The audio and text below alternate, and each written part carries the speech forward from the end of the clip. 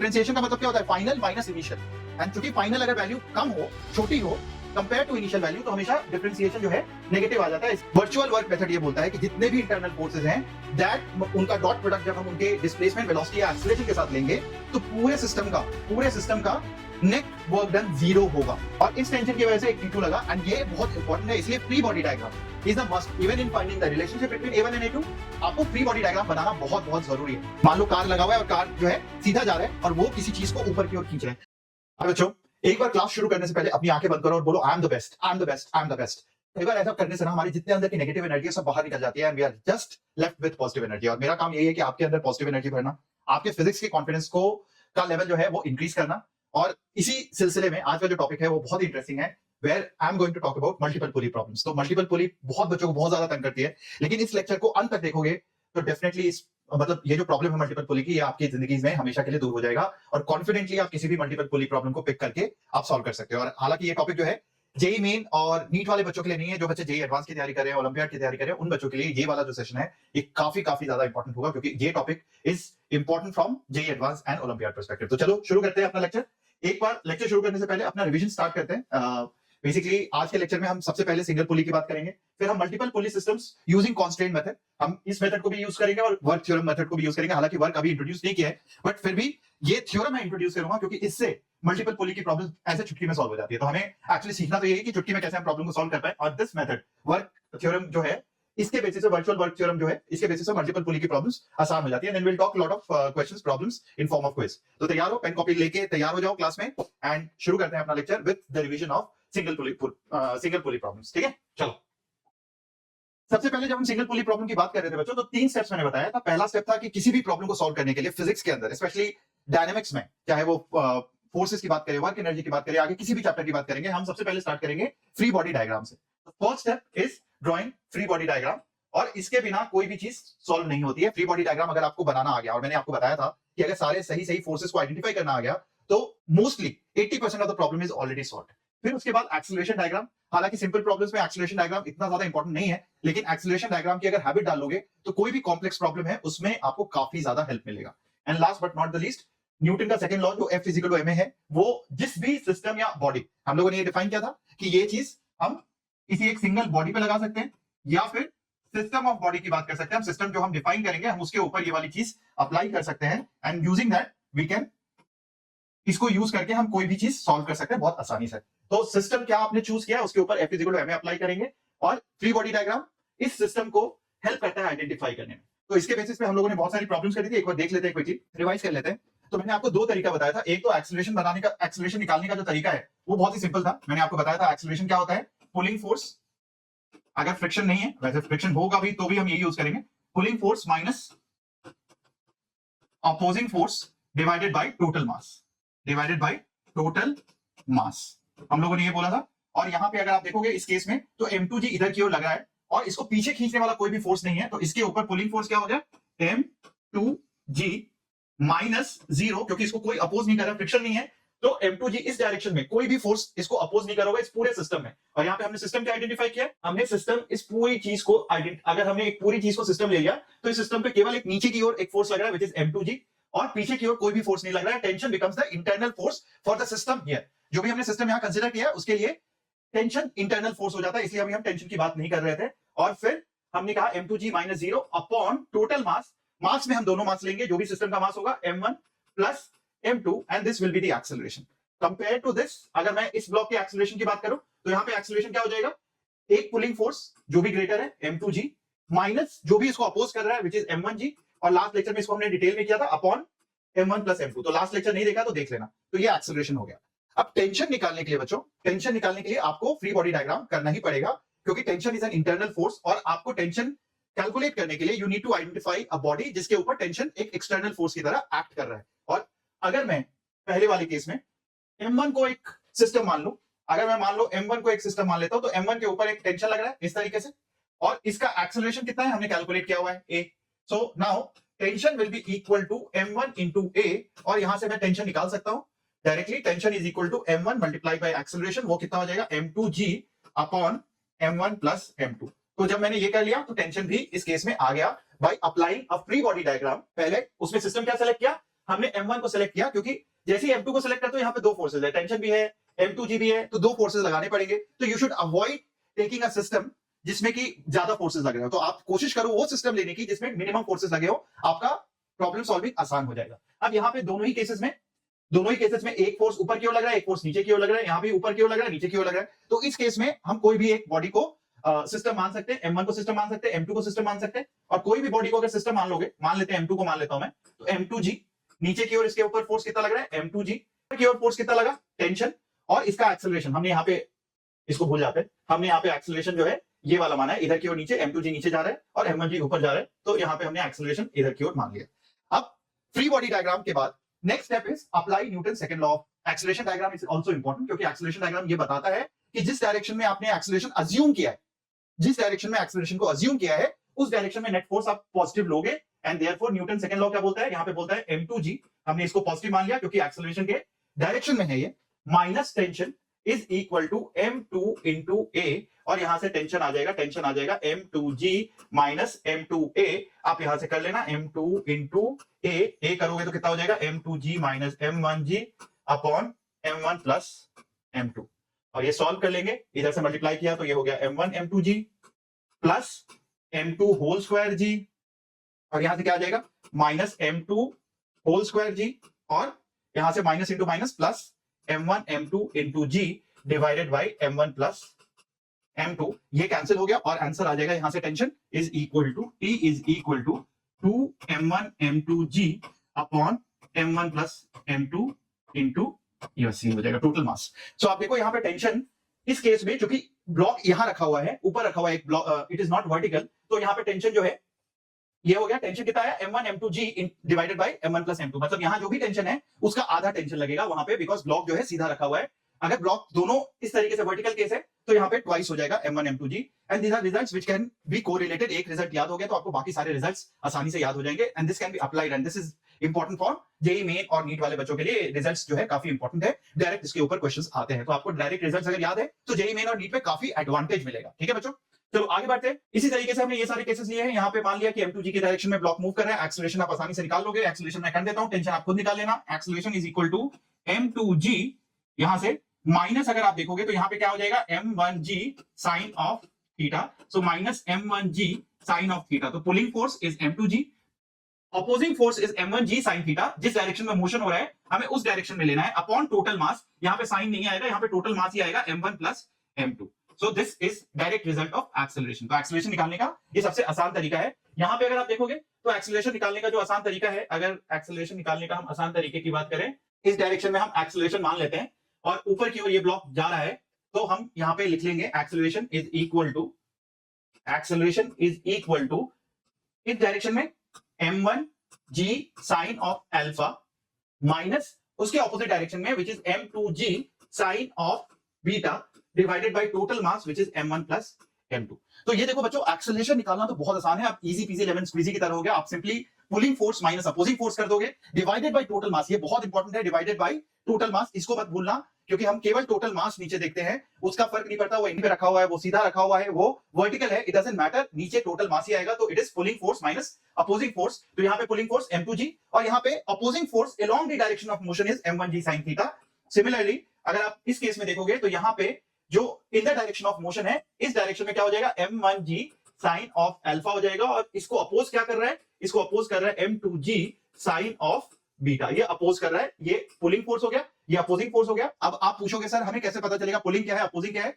कोई फर्क नहीं पड़ता बेटा, आप किसी को भी पुलिंग मान लो, किसी को भी अपोजिंग मान लो, अगर एक को पुलिंग मान लिया दूसरा अपोजिंग हो जाएगा, जो उसको अपोज कर रहा है मोशन को, एंड देयरफॉर अगर एक्सेलरेशन नेगेटिव आ जाता है, इसका मतलब है अगर फ्रिक्शन नहीं और एक्सेलरेशन नेगेटिव आ जाता है, तो जो आपने एज्यूम किया है एक्सेलरेशन का डायरेक्शन, ब्लॉक उसके ऑपोजिट डायरेक्शन में मूव कर रहा है। बस सिंपल सी बात है, अगर एक्सेलरेशन नेगेटिव आ गया तो बॉडी जो है आपने जो अज्यूम किया है डायरेक्शन एक्सेलरेशन का, उसके ऑपोजिट डायरेक्शन में मूव कर रहा है, एंड दैट्स द ब्यूटी कि आप किसी भी डायरेक्शन को पॉजिटिव नेगेटिव मान सकते हो शुरुआत में। ठीक है, टेंशन आप निकाल लोगे, किसी का भी एक फ्री बॉडी डायग्राम, जैसे यहाँ पे M2G का फ्री बॉडी डायग्राम बना लिया, तो वहां से आप टेंशन निकालोगे। M2G का अगर मैं फ्री बॉडी डायग्राम अगर बनाता हूं तो क्या आ जाएगा, M2G, इसके ऊपर फोर्सेस आ जाएंगे, M2G minus tension is equal to, Newton angle बोलते हैं, net force is equal to mass, M2 is the mass and इसका एक्सेलरेशन A। तो हम यहां से टेंशन निकालेंगे, tension is equal to M2G minus M2A, ये आ जाएगा, यहां से एक्सेलरेशन की वैल्यू पुट कर दोगे, and you will get the answer. यहाँ एक्सेलरेशन की वैल्यू जो भी आएगी वो इसमें पुट कर दोगे तो आंसर आ जाएगा आपके पास टेंशन कितना है। सिमिलरली यहाँ पे भी टेंशन किसी भी एक ब्लॉक को आप मान लो इसको सिस्टम मान लिया, तो इसके ऊपर इस डायरेक्शन में m1g साइन ऑफ अल्फा इधर की ओर टेंशन, और एक्सीलरेशन आपने इधर की ओर माना है तो ये वाला पॉजिटिव फोर्स हो जाएगा, ये नेगेटिव फोर्स हो जाएगा, and m1g sine alpha minus tension is equal to m1 इसका मास इनटू इसका एक्सीलरेशन। और यहां से एक्सीलरेशन या टेंशन, अगर एक्सीलरेशन आ गया इसकी वैल्यू पुट कर देंगे तो टेंशन भी आ जाएगा।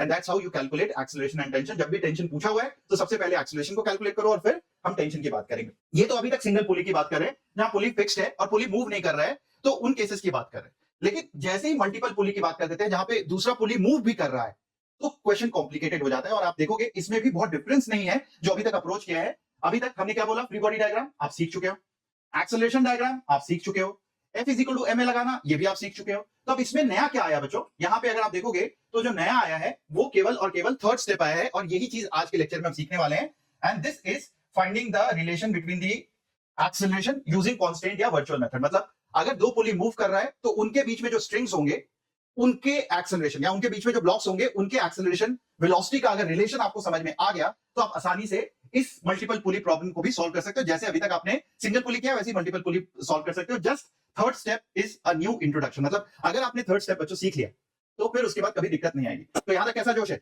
जल्दी से बता दो मुझे चैट बॉक्स में, कमेंट बॉक्स में, कि अभी तक आपको चीजें समझ में आ रही है नहीं आ रही है। जो भी मैंने बताया है, जो भी चीजें अभी तक कराई है, वो चीज अगर समझ में आ रही है give me a thumbs up, share कर दो इस वीडियो को, और इस चैनल को फॉलो करते रहना ताकि हम ऐसे और सारे वीडियोस बनाते रहे। ठीक है, चलो आगे बढ़ते हैं। थर्ड स्टेप को देखो, ये चैनल वैसे जो भी मेरे लेक्चर सीरीज है इसमें नो बकवास, ओनली काम की बात, only focus on study study study. हम कुछ भी इधर उधर के एंटरटेनमेंट की बात नहीं करें। एंटरटेनमेंट के लिए मैं बहुत सारे अलग अलग वीडियोस बनाता रहता हूं, आप उसको फॉलो कर लो प्लीज। एपी सर का चैनल है, उसको फॉलो कर लोगे, वहां पे बहुत एंटरटेनमेंट की चीजें होती है, वहां गपशप भी मारते हैं, वहां पे हम आप लोगों से रूबरू भी होते हैं, दिल की भी बातें करते हैं। तो वो सब करने के लिए अलग से कर लेंगे ना, हम यहाँ पे इन सेशंस में टाइम क्यों वेस्ट करें। अब मल्टीपल पुली को समझने के लिए सबसे पहला मेथड है कांस्टेंट मेथड। अब कांस्टेंट मेथड क्या होता है, सबसे पहले कांस्टेंट समझते हैं, फिर बहुत जल्दी जल्दी बहुत सिंपल से टर्म्स में कांस्टेंट समझते हैं। कि मान लो एक ब्लॉक, एक सिंपल सी ब्लॉक की बात करते हैं जो कि सिंपली हवा में रखा हुआ है। ठीक है, एक ब्लॉक वो हवा में रखा हुआ है। अब ये ब्लॉक का मोशन किधर होगा, ये तो बहुत सिंपल है, इजी पीजी लेमन स्क्वीजी, ये नीचे की ओर होगा। लेकिन अगर मैं इसके डायरेक्शन में एक इंक्लाइन रख दूं तो क्या हो जाएगा, this block will now move along this incline and therefore this incline is said to become a constant. तो ये इंक्लाइन क्या बन रहा है, ये इंक्लाइन इस मोशन का कांस्टेंट बन जा रहा है। ठीक है, ये चीज समझ में आता है। कांस्टेंट का मतलब हो गया जब भी मोशन जिस तरीके से हो रहा था, अगर वो ऐसा ना हो के किसी की वजह से motion is constant to move along the particular path, उसको हम कांस्टेंट बोलते हैं। जैसे यहाँ पे अगर मैं इससे पहले जब हम लोगों ने लेक्चर किया था तो लेक्चर में हमने क्या बात करी थी, हमने बात करी थी कि यहाँ पे एक ब्लॉक था, ये कुछ था नहीं, तो ये ब्लॉक सिंपली जितना ये नीचे जा रहा था, जितना ये ब्लॉक नीचे जा रहा था उतना ही ये ब्लॉक आगे की ओर मूव कर रहा था, क्योंकि ये ब्लॉक इस रस्सी से बंधा हुआ था। इस कांस्टेंट, उसका कांस्टेंट क्या था, ये रस्सी था, और इस चूंकि रस्सी से बंधा हुआ था तो इस रस्सी के चक्कर में जितना ये नीचे जा रहा था उतना ही ये आगे जा रहा था। लेकिन अब ये M1 और M2, अब ये M1 और M2 जो है, क्या ये जितना नीचे जाएगा उतना ही M1 आगे जाएगा। अब इसको समझने के लिए हमें समझना होगा कि ये जो दोनों रस्सी है, एक रस्सी हमने पहले वाले स्ट्रिंग में देखी और ये दूसरा वाला जो रस्सी है, क्या ये इन दोनों का डिस्प्लेसमेंट आपस में कैसे रिलेटेड है। अगर ये चीज हमें समझ में आ गया कि इन दोनों का डिस्प्लेसमेंट, M1 और M2 का डिस्प्लेसमेंट किस तरीके से रिलेटेड है, तो इनके वेलोसिटी को हम रिलेट कर सकते हैं, इनके एक्सेलरेशन को रिलेट कर सकते हैं, and that is nothing but a constant method. तो चलो इसको समझते हैं एक बार क्विकली। इस चीज को समझने के लिए लेट्स ड्रॉ जो भी यहाँ पे पिक्चर दिया हुआ था, इसको सबसे पहले, इससे पहले let me start with one example. Basic example से हम स्टार्ट करते हैं। बेसिक एग्जांपल बोलता है कि मान लो ये एक वॉल है वाई एक्सिस पे, ये एक ग्राउंड है इस तरीके से रखा हुआ, और आपने सीढ़ी कई बार देखा होगा, सीढ़ी इस तरीके से रखी रहती है, इसके ऊपर ये इस तरीके से सीढ़ी रखी हुई है। अब मान लो कि ये सीढ़ी इसके ऊपर स्लिप करने लग जाती है, मतलब कि जैसे सीढ़ी रखी हुई है स्लिप करने लग जाती है, इसकी वेलोसिटी कुछ इधर की ओर हो जाती है। मान लो इसको हम बोल देते हैं ए, इसको हम VA बोल देते हैं। तो आपको VB निकालना है कि VB कितना होगा, वेलोसिटी ऑफ दिस एंड ये कितना होगा, ये निकालना है। अगर इस तरीके के क्वेश्चन है तो ये भी क्या है, कांस्ट्रेंट मेथड वाला क्वेश्चन है, क्योंकि ये सीढ़ी का जो मोशन है, अब ये जो सीढ़ी का मोशन है, it is constraint because of the wall and the floor. इसके कांस्ट्रेंट की वजह से ये मूव कर रहा है। अब इसको तरीका, इसके बहुत सारे तरीके। एक तरीका है कि अगर आप इसको y बोल देते हो, इस लेंथ को, जो भी ये लेंथ है, और इस लेंथ को x बोल देते हो, और ये टोटल लेंथ, इसकी जो सीढ़ी की लेंथ है वो l बोल देते हो, तो मैं लिख सकता हूं x square plus y square is equal to l square, मैं ये बोल सकता हूं। और आपको ये भी पता है कि ये जो लेंथ है, सीढ़ी की लेंथ तो चेंज नहीं हो रही, चेंज क्या हो रहा है, चेंज हो रहा है ये y और x, क्योंकि थोड़ी देर के बाद ये सीढ़ी क्या हो जाएगा, ये कुछ ऐसा हो जाएगा थोड़ी देर के बाद, एंड देयरफॉर इसकी लेंथ, सीढ़ी की लेंथ चेंज नहीं हो रही, y कुछ कम हो गया और x थोड़ा ज्यादा हो गया, तो y कम हो रहा है, x ज्यादा हो रहा है। तो क्लियरली ये चीज कांस्टेंट है। अब मैं अगर इसको डिफरेंशिएट करूं विथ रिस्पेक्ट टू टाइम तो क्या हो जाएगा, D X square D T plus D Y square D T and this will be equal to, इधर क्या हो जाएगा, D L square D T. अब चूंकि ये कांस्टेंट है तो कांस्टेंट का डिफरेंशिएशन कितना होता है, ये आपको पता है, कांस्टेंट का डिफरेंशिएशन 0 होता है एंड देयरफॉर ये पूरा टर्म जो है, ये पूरा का पूरा टर्म 0 हो जाएगा। अब बच गए ये दो टर्म, तो x और y में यहां से रिलेशन आ जाएगा कि इसका डिफरेंशिएशन करेंगे तो कितना हो जाएगा, dx square by dx multiplied by dx by dt, ये सिंपल चेन रूल है। और यहां पे इसी तरीके से dy square upon dy into dy by dt, इसलिए किया क्योंकि टाइम के रिस्पेक्ट में हम डायरेक्टली डिफरेंशिएट नहीं कर सकते, x के टर्म्स में डिफरेंशिएट करेंगे तो हमने इस तरीके से लिख लिया और राइट हैंड साइड कितना हो गया, 0 हो गया। तो ये कितना हो जाएगा, 2x dx बाई dt, जिसको मैं vx बोल दूंगा, वेलोसिटी अलोंग x, और यहां पे कितना हो जाएगा plus dy square is 2y, और dy बाई dt क्या है, dy बाई dt चूंकि ये y कम हो रही है लेंथ तो dy बाई dt नेगेटिव हो जाएगा बिकॉज y की लेंथ छोटी हो रही है। तो जो लेंथ छोटी होती है उसका डिफरेंशिएशन का मतलब क्या होता है, फाइनल माइनस इनिशियल, एंड चूंकि फाइनल अगर वैल्यू कम हो, छोटी हो कंपेयर टू इनिशियल वैल्यू तो हमेशा डिफरेंशिएशन जो है नेगेटिव आ जाता है, इसलिए मैं यहाँ पे माइनस vy कर दूंगा and this will be equal to 0। और मुझे अगर ये रिलेशन निकालना था तो रिलेशन तो आ गया हमारे पास, हम यहां से लिख सकते हैं, हमें ये निकालना था, तो velocity of b is equal to x by y, x इधर है, by y into velocity of a, हमारे पास ये रिलेशन आ गया। और x और y हम किसी भी टाइम पे डिफाइन कर सकते हैं, ये अगर x था, ये मान लो थीटा है, तो tan theta is equal to y, तो x बाई y अगर मुझे निकालना है तो x by y is equal to 1 by tan theta हो जाएगा। इस तरीके से आप ये रिलेशनशिप आ गया। अब ये कांस्टेंट मैं डिटेल में अभी नहीं बताऊंगा बच्चों, कांस्टेंट मैंने डिटेल में पहले किया हुआ है, एक लेक्चर डिस्क्रिप्शन में दिया हुआ है, आप प्लीज उसको देख लेना। अगर आपको लगता है कांस्टेंट बिल्कुल नहीं आता है तो आप उसको देख लो, बिल्कुल बेसिक से एक एक स्टेप करके कांस्टेंट बताया तो आप उसको देख लेना। अब हम चलते हैं वर्क मेथड से, क्योंकि अभी कांस्टेंट पे फोकस नहीं करना है हमें, आज सारे क्वेश्चंस वर्चुअल वर्क मेथड से करना है ना। वर्चुअल वर्क मेथड, वर्क मैंने अभी आपको इंट्रोड्यूस नहीं किया है, बट आप पढ़ चुके होंगे, या तो पहले पढ़ चुके होंगे या कहीं ना कहीं यूट्यूब पे देख लिया होगा, नहीं देखा है तो वर्क के लेक्चर में मैं डिटेल में वर्क को एक्सप्लेन करूंगा ही करूंगा। पहले मैं वर्क मेथड बता देता हूं। जब भी इस तरीके का कोई भी सिस्टम या कोई भी असेंबली है जिसमें मल्टीपल पुली है, मल्टीपल पुली का मतलब बहुत सारे पुली एक दूसरे से कनेक्टेड है और उनका मोशन, इसका मोशन इसकी वजह से कॉन्स्ट्रेंट है, और क्योंकि इसका मोशन m1 का मोशन इस पुली की वजह से कॉन्स्ट्रेंट है, तो अभी ऐसा जब भी केस हो तो हमेशा याद रखना summation of tension dot x मतलब डिस्प्लेसमेंट विल ऑलवेज बी, ये हो गया एक फोर्स होता है और ये एक डिस्प्लेसमेंट होता है, दोनों ही वेक्टर क्वांटिटी है, तो इन दोनों का जो डॉट प्रोडक्ट होता है पूरे सिस्टम का वो हमेशा 0 होता है। मैं अभी एग्जांपल लेके समझाऊंगा तब आपको अच्छे से समझ में आ जाएगा।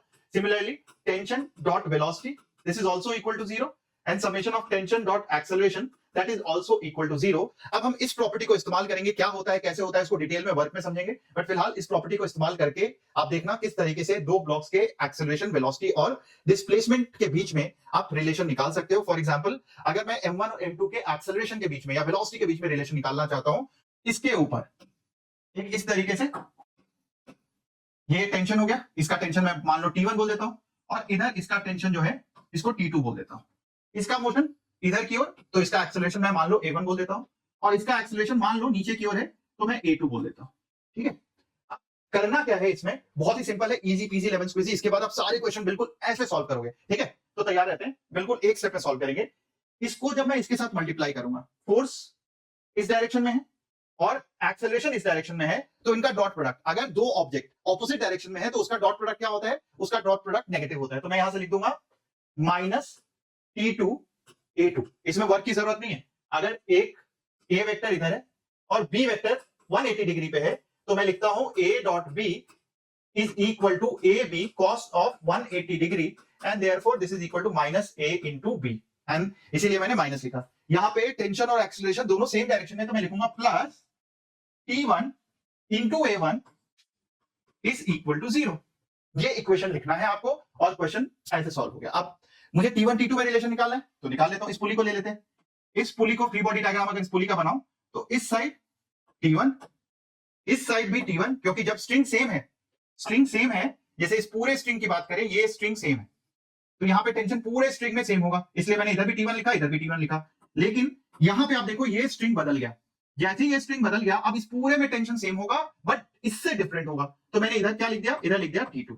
अब क्योंकि ये मासलेस पुली है, हमने पहले अज्यूम किया हुआ है, तो this will be equal to this, मतलब T2 किसके बराबर हो जाएगा, T2 will be equal to 2T1, ये आ जाएगा।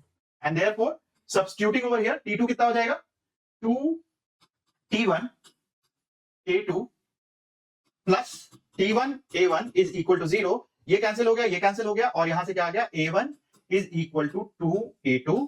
सिमिलरली वेलोसिटी का भी रिलेशन यही आएगा, V1 is equal to 2V2, क्योंकि मैं वेलोसिटी भी लिख सकता था, डिस्प्लेसमेंट भी लिख सकता था, तो यहाँ पे एक्सीलरेशन की जगह आप डिस्प्लेसमेंट भी लिख सकते थे, वेलोसिटी भी लिख सकते थे। जैसे ही लिखा A1 और A2 का रिलेशन आ गया, मतलब इसका एक्सीलरेशन और इसका एक्सीलरेशन रिलेशन आ गया, मतलब थर्ड स्टेप हमारा सॉल्व हो गया। जैसे ही थर्ड स्टेप सॉल्व हो गया, क्वेश्चन सॉल्व हो गया, क्योंकि अब कुछ करना नहीं है, पहला स्टेप फॉलो करना है, विच इज फ्री बॉडी आपने बनाया हुआ है, फोर्स आपको लिखना है, इसका हो जाएगा T1 is equal to M1A1, इसका हो जाएगा M2G minus T2 is equal to M2 into A2, ठीक है। और यहां पे जो भी हमने फोर्सेस लिए सब इंटरनल फोर्सेस हैं, टेंशन वाज इंटरनल फोर्स। तो वर्क वर्चुअल वर्क मेथड ये बोलता है कि जितने भी इंटरनल फोर्सेस हैं दैट उनका डॉट प्रोडक्ट जब हम उनके डिस्प्लेसमेंट वेलोसिटी या एक्सीलरेशन के साथ लेंगे तो पूरे सिस्टम का नेट वर्क डन 0 होगा। ये कहता है वर्क में, हम इसको डिटेल में बात करेंगे।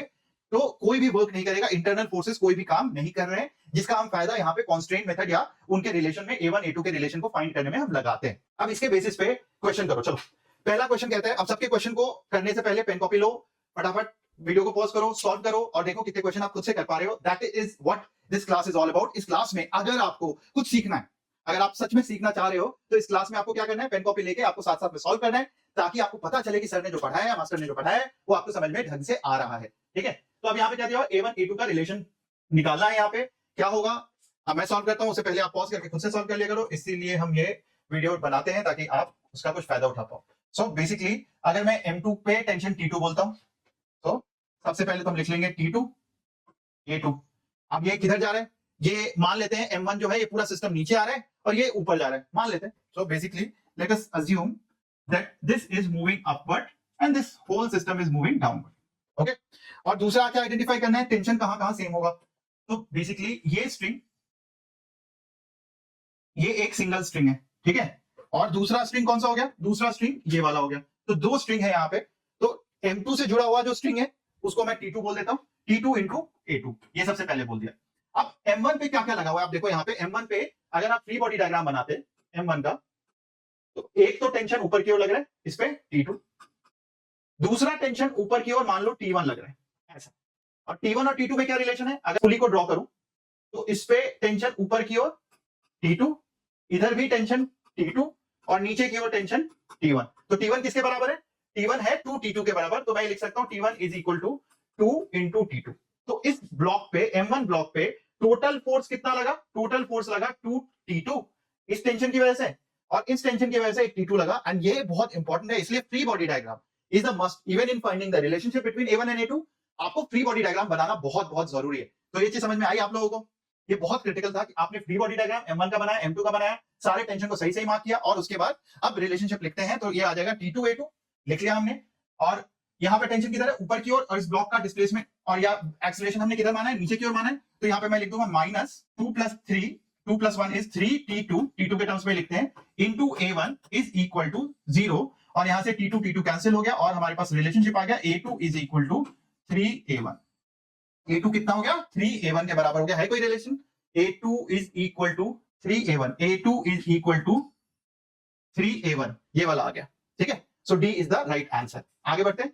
तो जिन बच्चों ने भी डी किया है, ऑसम, सुपर ऑसम, कांग्रेचुलेशंस। और इसी तरीके से सारे क्वेश्चन का नीचे आंसर लिखते जाओ, ठीक है। इसको बोल देते हैं क्वेश्चन नंबर 1, इसका आंसर डी है। नेक्स्ट क्वेश्चन नंबर 2, अब इसका आंसर बताओ। यहाँ पे 3 पुली दिया हुआ है A B C, अगेन यहाँ पे हम मार्क करेंगे जितने भी पुली। सबसे पहले आप ये देखो, ये स्ट्रिंग, ये सेम स्ट्रिंग है, ठीक है। अब अलग स्ट्रिंग कौन सी है, अलग स्ट्रिंग एक ये है, और दूसरा ये स्ट्रिंग अलग है, और एक ये स्ट्रिंग अलग है। सो बेसिकली यहाँ पे 3 स्ट्रिंग दिए हुए हैं। अब आपको क्या दिया हुआ है, पुली, यहाँ पे पुली सिस्टम में दिया हुआ है block A is moving downward, block A is moving downward with a speed of 4 metre per second, 4 metre per second, while C is moving upward, C is moving upward with 2 metre per second.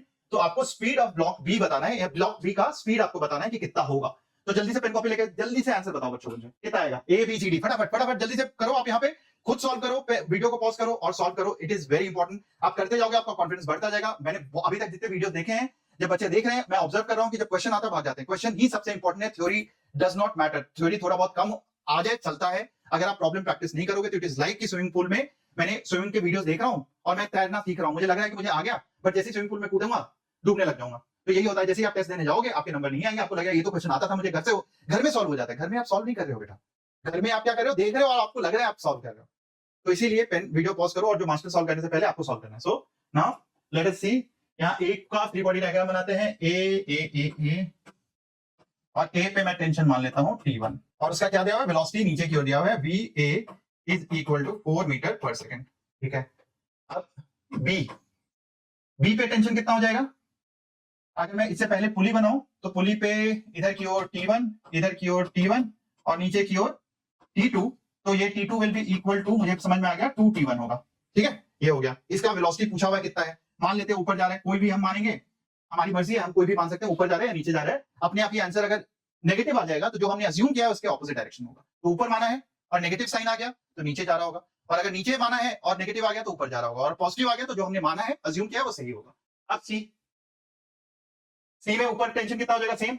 So basically सी में tension जो है ये भी T3 मान लेता हूं, and T3 is also equal to 2T1, क्योंकि यहाँ पे आप देखोगे पुली जो अटैच्ड है, यहाँ पे T1 ही होगा, यहाँ पे T1 ही होगा, और यहाँ पे T3 है which is equal to 2T1, क्योंकि यहाँ पे ये टेंशन और ये टेंशन जो ऊपर की ओर लग रहा है, ये वाला और ये वाला, ये दोनों टेंशन यही सेम टेंशन, पूरे स्ट्रिंग में सेम टेंशन है, एंड देयरफॉर यहाँ पे टेंशन 2T1 ही होगा। और इसका क्या दिया हुआ है, इसमें दिया हुआ है ऊपर की ओर 2 मीटर पर सेकेंड है। अब कर लो सॉल्व इसको, माइनस T1 इंटू 4, क्योंकि ऊपर और ये नीचे, फोर्स ऊपर वेलोसिटी नीचे, यहाँ पे फोर्स और वेलोसिटी हमने सेम डायरेक्शन में माना है, प्लस 2T1 इंटू VB, ये मान लेते हैं, और यहाँ पे क्या है, ये भी ऊपर की ओर है, ये हो जाएगा 2T1 into 2 is equal to 0। अब आप देखो यहाँ से क्या हो गया, ये T1 ये T1 ये T1 कैंसिल हो गया, -4 प्लस 4 ये तो 0 हो गया, तो 2VB इज इक्वल टू 0, मतलब B की वेलोसिटी कितनी हो गई, C हो गई। तो क्वेश्चन नंबर 2 का आंसर है C। तो जिन बच्चों ने भी C मार्क किया है, very good, all the best, and आप अच्छा कर रहे हो, आपको समझ में आ रहा है, और इसी तरीके से सारे क्वेश्चंस को अटेम्प्ट करना है अपने को। ये समझ में आ गया, हमने क्या किया, हमने तीनों का फ्री बॉडी डायग्राम बनाया, तीनों के टेंशंस को ड्रॉ कर लिया, और तीनों की वेलोसिटी के डायरेक्शन को जो दिया हुआ था इस क्वेश्चन में हमने वो लिख लिया। उसके हिसाब से आपके पास वेलोसिटी ऑफ B 0 आ गया, मतलब ये नीचे जा रहा है, ये ऊपर जा रहा है इस वेलोसिटी से, तो ये रुका रहेगा, ये इसमें कुछ भी नहीं होगा, ये वहीं का वहीं रहेगा। नाउ ये मल्टीपल पुलिस के बहुत सारे एप्लीकेशन है, मैकेनिक्स, मतलब बड़े बड़े मशीन और बहुत बड़े इंडस्ट्रीज को डिजाइन करने में आता है। इनफैक्ट आपके जितने भी जिम में पुली और ये सिस्टम्स होते हैं उनको भी डिजाइन करने में we take help of these equations, क्योंकि वहां मल्टीपल पुली होता है। अब यहाँ पे क्या है, थर्ड का होमवर्क दे देता हूं, थर्ड आप खुद कर लो, थर्ड इज होमवर्क, इसका आंसर कमेंट बॉक्स में लिखना मुझे, ठीक है। Shown speed of the block C is कितना होगा, वैसे तो देख के बता सकते हो, ये 2T ये 2T, so basically 2T into 3 6 हो जाएगा, 2T इंटू दिस 10 हो जाएगा, 10 प्लस 6 is 16, और ये चूंकि ऊपर जा रहा है T, तो यहां से तो ये तो सिंपल आंसर आ गया 16। तो देखो बच्चों, जब आप सॉल्व करने लग जाते हो तो आपको पेन की जरूरत नहीं पड़ती, आप सिंपली सॉल्व करना स्टार्ट कर सकते हो। नीचे जा रहा है तो दोनों में नेट टेंशन इंटू वेलोसिटी का मल्टीप्लिकेशन दोनों ऐड हो जाएगा, तो जो भी टेंशन है यहाँ पे 2T होगा, क्योंकि यहाँ पे ये पूरा स्ट्रिंग सेम है, तो 2T इंटू दिस, तो क्या हो जाएगा, 2 इंटू 3 6 हो जाएगा, यहाँ पे 2T इंटू दिस, तो कितना हो जाएगा, 2 इंटू 5 इज 10, 10 प्लस 6 इज 16, और यहाँ पे T आएगा, क्योंकि ये स्ट्रिंग जो है ये कॉमन स्ट्रिंग है यहाँ से यहाँ तक, तो T इंटू V आ जाएगा। सो इस तरीके से आप 16 निकाल सकते हो, इजी पीजी 11 स्क्वायर आप डाल देना। अब यहाँ पे क्वेश्चन आता है जिसमें हम बहुत सारे कॉन्सेप्ट्स, जैसा मैंने कॉन्स्टेंट बताया, वीडियो नीचे डिस्क्रिप्शन में दिया हुआ, आप उसको देख लेना, उसमें मैंने अलग अलग तरीके से कॉन्स्टेंट को सॉल्व करने का तरीका बताया है। हालांकि अभी मैं टेंशन और वर्क की बात करूं तो उसी से सॉल्व करेंगे इसको। यहाँ पे ब्लॉक ऊपर की ओर जा रहा है, तो मैं इस पे अगर फ्री बॉडी डायग्राम बनाता हूं तो यहाँ पे टेंशन T, ब्लॉक की वेलोसिटी V2। सेकंड ब्लॉक की बात करता हूं, यहाँ पे टेंशन जो है इधर की ओर है, ये थीटा दिया हुआ है, और इसकी वेलोसिटी इधर की ओर कांस्टेंट है, इधर जाते हुए। मान लो कार लगा हुआ है और कार जो है सीधा जा रहा है और वो किसी चीज को ऊपर की ओर खींच रहा है, तो car is constant to move on the ground. तो ऐसा कुछ केस मान लेते हैं कि कार लगा हुआ है और वो इधर की ओर जा रहा है, तो कार की वेलोसिटी दी हुई है, दूसरे की वेलोसिटी, तो इन दोनों के बीच में रिलेशन निकालना है। In the direction of the motion, it is very very very very important, in the direction of the motion will write the net work done is equal to 0। तो यहाँ पे इन दोनों का डॉट प्रोडक्ट करेंगे तो क्या हो जाएगा, T इंटू V2, ये हो जाएगा डॉट प्रोडक्ट, दोनों सेम डायरेक्शन में पॉजिटिव हो जाएगा। यहाँ पे अब आप देखो कि टेंशन और वेलोसिटी के बीच में जो एंगल है वो कितना है, 180 डिग्री माइनस थीटा। तो इसका मतलब इन दोनों का जो वर्क डन या डॉट प्रोडक्ट होगा T और V का, वो क्या हो जाएगा, minus T V1 cos of theta. क्यों, मान लो अगर मैं बोलता हूं एक वेक्टर इधर की ओर है, ये A वेक्टर है, और B वेक्टर ये है, और इनके बीच में ये एंगल ना देके ये वाला एंगल दिया हुआ है थीटा, तो ये एंगल कितना हो जाएगा, 180 minus theta, and therefore A dot B, मैं अभी वर्क नहीं बता रहा हूं, ये वेक्टर का डिवीजन है, तो A डॉट B कितना होता है, A B cos of angle between these two vectors which is 180 minus theta and which is equal to minus A B cos of theta. तो यहाँ पे similarly minus T V cos theta and this is equal to 0। तो यहाँ से ये cancel हो गया और हमें क्या पूछा हुआ है relationship between v1 and v2। तो देखो v1 cos थीटा कोई है, v1 cos थीटा ये वाला है इज इक्वल टू v2 है, तो ये हो जाएगा v। ठीक है, so v1 cos theta is equal to v2। इसी कॉन्सेप्ट पे काइनेमेटिक्स में एचसी वर्मा में एक बहुत अच्छा सवाल है जो पहली बार जो सॉल्व करता है उसको गलत करता है, and it is I think exercise 1 objective वाला एक्सरसाइज का लास्ट क्वेश्चन है। तो काइनेमेटिक्स के चैप्टर में जाना एचसी वर्मा की किताब लेके और उसके अंदर 13 नंबर क्वेश्चन या 12 नंबर क्वेश्चन कोई लास्ट क्वेश्चन है इन द ऑब्जेक्टिव 1। मेरे समय जब पहली बार मैंने अटेम्प्ट किया था मैंने भी गलत किया था उसको। मोस्ट ऑफ द स्टूडेंट जब पहली बार अटेम्प्ट करते हैं गलत करते हैं, आप उसमें वर्चुअल वर्क मेथड अप्लाई करके देखना, वहां आंसर सही आना चाहिए आपका, एंड यू विल फाइंड जो भी मैंने सिखाया उसको आप वहां अप्लाई कर सकते हो। मोस्ट ऑफ द स्टूडेंट्स उसको पहली बार में गलत करते हैं। अगेन अब दिस इज अ क्वेश्चन आपको होमवर्क करना है, tension velocity TV cos theta 1, यहाँ पे क्या है tension velocity T2 V2 cos theta 1। तो बेसिकली दोनों में रिलेशन तो यहाँ माइनस आ जाएगा यहाँ प्लस आ जाएगा, दोनों का नेट वर्क डन 0 आ जाएगा। सो cos थीटा 1 इधर भी आया cos थीटा 2 इधर भी आया, तो रिलेशन जो आएगा v1 v2 का वो cos से रिलेटेड होगा। कोई है cos से रिलेटेड, तो या तो ये होगा या ये होगा, आप चेक करके बता देना सी होगा कि डी होगा। Answer in the homework as homework comment box में डाल दो। अगेन सॉल्व करने की मुझे जरूरत नहीं है, आप वर्चुअल वर्क मेथड लगाओगे आप आसानी से सॉल्व कर दोगे। तो बच्चों एक बार मेथड सीखने वाली बात है, अगेन होमवर्क ये भी करना है आपको। तो now in my next lecture we will be talking about friction, we'll start friction in Newton's second law, मतलब न्यूटन लॉज ऑफ मोशन में फ्रिक्शन काइनेटिक तो आसान होता है, स्टैटिक में थोड़ी डिफिकल्टी आती है बच्चों को, और एडवांस में ओलंपियाड में स्टैटिक से बहुत ज्यादा सवाल आते हैं, स्पेशली समझ में नहीं आता कि मुझे स्टैटिक कब कैसे अप्लाई करना चाहिए। तो we'll talk about kinetic and static friction in our next few lectures. So please if you like these lectures follow and come for the next lecture every Monday, Wednesday and Friday at 7 PM on Vedantu JEE channel। मतलब हमारी कोशिश है कि आपके physics का confidence इतना ज्यादा uplift कर दूं, और बेसिक बेसिक कॉन्सेप्ट्स आप देखोगे यहाँ पे वर्चुअल वर्क मेथड करके एक बार आपने रिलेशनशिप फाइंड कर लिया, एक बार आ गया आपको रिलेशन निकालने a1 a2 v1 v2 में, तो आपको कभी मतलब फिर फोर्स लगाना तो दिक्कत ही नहीं होता। जो थर्ड स्टेप है वही सबसे ज्यादा एरकिंग स्टेप है, जिसके चक्कर में मैक्सिमम बच्चे मल्टीपल पुली प्रॉब्लम्स नहीं करते हैं या नहीं कर पाते हैं, बाकी सब आसान होता है। थर्ड स्टेप डिफिकल्ट होता है, आपने थर्ड स्टेप सीख लिया, फर्स्ट दो तो पहले सीख चुके हो, तो please try and attempt all the questions. And हर एक लेक्चर में आपको नीचे कुछ एक्सरसाइजेस दिए हुए हैं जिसको आप प्रैक्टिस करना, और होमवर्क क्वेश्चन तो मैं साथ में ही देता हूं ताकि आप उसको प्रैक्टिस करके होमवर्क कमेंट में लिखो। मुझे भी आइडिया लग जाएगा बच्चों कि आप एक्चुअली ये वीडियो देख रहे हो नहीं देख रहे हो, पूरा पूरा कौन कौन देख रहा है, कौन बच्चा है जो इसको पूरी तरह से अंत तक फॉलो कर रहा है, और कौन इसके कमेंट में आंसर लिख रहा है। जो आंसर लिख रहा है इसका मतलब बच्चा पूरी तरह से इस वीडियो को फॉलो कर रहा है, और जो बच्चा इन वीडियो सीरीज को पूरी तरह से फॉलो करेगा आई कैन बेट आप जेईई एडवांस में नंबर नहीं गवा के आओगे, क्योंकि मैं बहुत स्लो करा रहा हूं और इस तरीके से करा रहा हूं कि 2026 वालों को तो बिल्कुल ऐसा है मचा देंगे वो जेईई एडवांस में जाके, और 2025 वाले भी बच्चे अगर इसको देख रहे हैं तो जेईई एडवांस में एटलीस्ट मैकेनिक्स में तो आपके नंबर नहीं कटने वाले हैं फॉर श्योर। ठीक है, तो all the best, looking forward to see you in my next lecture which is on friction. तो देखते हैं, तब तक के लिए अलविदा and see you in my next lecture. Bye bye, take care.